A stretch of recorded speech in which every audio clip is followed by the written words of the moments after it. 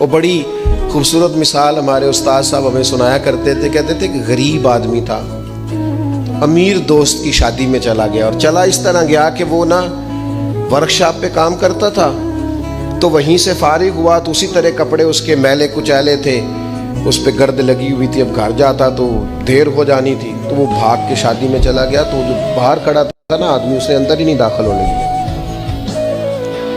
اس نے کہا جناب آپ کدھر آ گئے, یہ تو بڑے امیر رئیس اعظم کی شادی ہے. اس نے بڑی منت کی, بالآخر وہ رو پڑا, یار تیری مہربانی, میرا قریبی دوست ہے, مجھے تھا. اس نے کہا جناب آپ جا ہی نہیں سکتے, حالت تو دیکھیں اپنی. اب وہ دوڑا گیا گھر, تیزی سے کپڑے بدل کے واپس آ گیا. شادی بالکل اینڈ پہ ہو چکی. اب جب وہ سوٹ بوٹ اور وہ مایا شایا اور وہ جناب اس کا لباس بڑا حسین, تب اس کے لیے خود سے دروازہ کھولا گیا. وہ اندر گیا تو ساتھ رو رہا ہے, اور ساتھ وہ ڈونگا لے کے نا سالن والا برتن, تو اس میں کبھی اپنا کرتا ڈالتا ہے, کبھی اپنا بازو ڈالتا ہے کرتے کا. لوگوں نے کہا یہ کیا کر رہے ہو؟ کہنے لگا یہ میری تو دعوت نہیں, یہ تو کپڑوں کی دعوت ہے.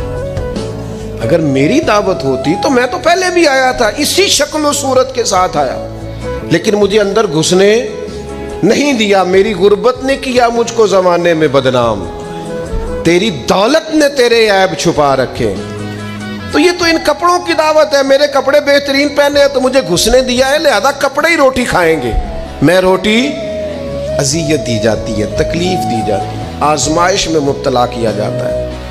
ایسے ایسے کھانوں کے نام لیے جاتے ہیں جو غریبوں کے ہاں پکتے نہیں.